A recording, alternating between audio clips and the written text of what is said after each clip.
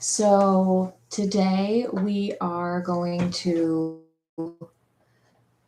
I'm trying to get this to go live. There we go. Okay.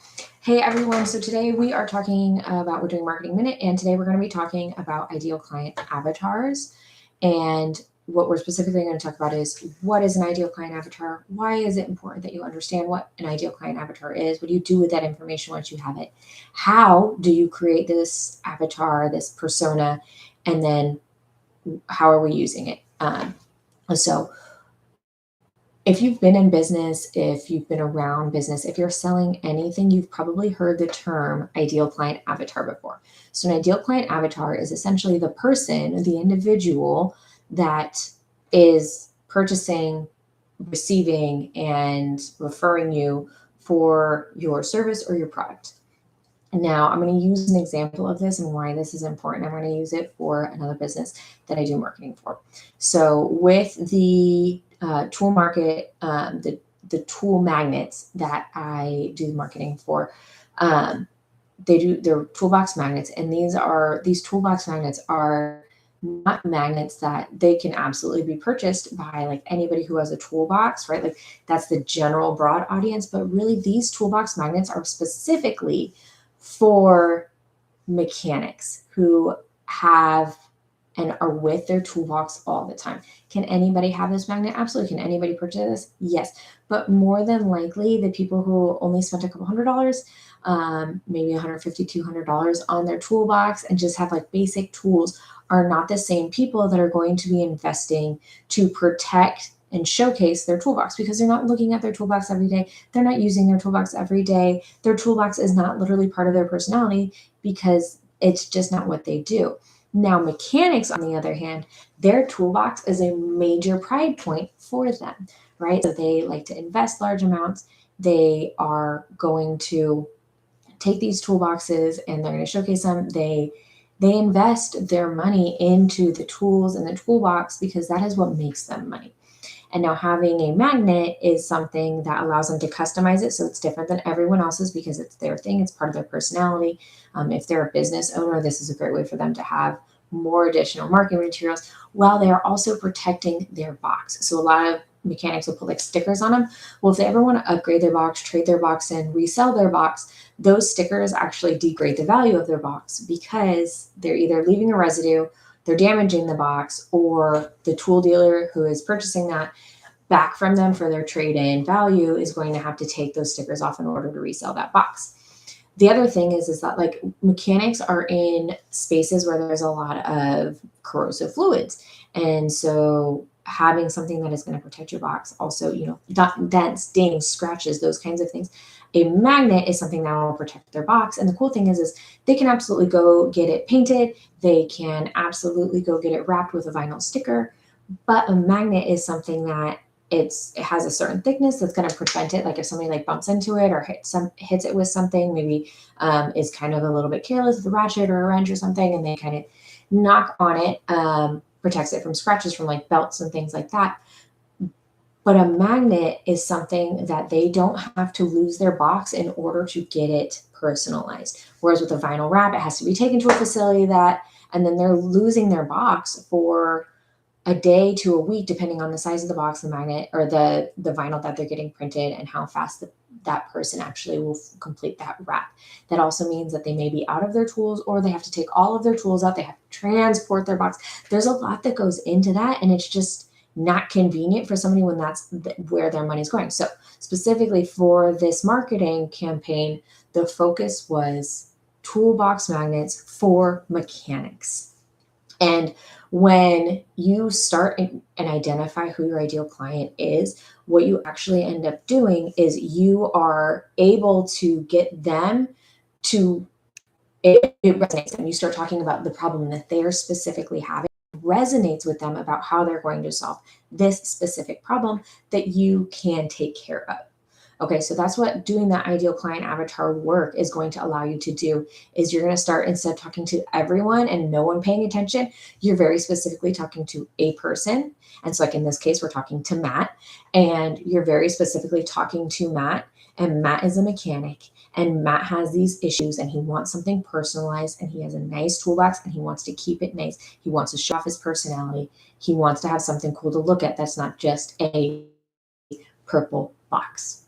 Okay, so that lets us talk about what the ideal client avatar does. And now we have to talk about like, so that's what an ideal client avatar is. It's not just the demographic. We're also looking at the psychographics of this individual. And that allows us to further dive into what problems they're facing and how you can assist them. When we do that little bit of legwork, that extra research and really understanding that person and creating literally this ideal client, you're able to see like, is there other things? What kind of lead generation can you do that's going to bring them in? So you might be able to, for a mechanic, it might be something like, we're in South Texas. So South Texas has a lot of humidity and there is a rust problem that might be occurring with their tools. And so now, if you're talking about toolboxes, anything that helps them not only take care of their toolbox, but their tools, along with maybe doing their work faster, more efficient, better tools, or anything related to a toolbox already tied in with this toolbox magnet, what you're actually able to do is start to provide them additional things to help you be the expert about that. Okay. Now, when you do that and you're identifying what other problems they may be facing, how are they doing that, you can also kind of talk about like what kind of jokes resonate with them. So when you're talking to mechanics about a tool dealer, like they understand those jokes. So talking about tool dealer jokes or talking about maybe the customers that they're dealing with, and people like, oh, I watched a video on YouTube to fix this and now it's doing this. And they're like, you watched a video on YouTube? Like, you have no idea what you're doing with it, right? And so like those are issues that tool dealers deal with. They understand that. And so you're able to kind of resonate with them and it just helps connect, especially, and you need to build that connection point with no like and trust factor to start to grow your audience, to sell to the audience, to get clients to want to work with you. So you have to know their demographic, who they are, how old they are they male or female, what location are they in, if you're serving everyone, like if you're nationwide, if you are international, or maybe you're very, very small market and you're like a specific city or town. So you need to know that depending on what kind of things your service or product offering that you have and the scalability that you have in that, what you can and cannot do. You identify those kind of general demographics. Are they married? Are they single? How old they are? What kind of important things? And then you're able to start to get into the psychographics. What are their values? What is important to them? Are they family people or are they single?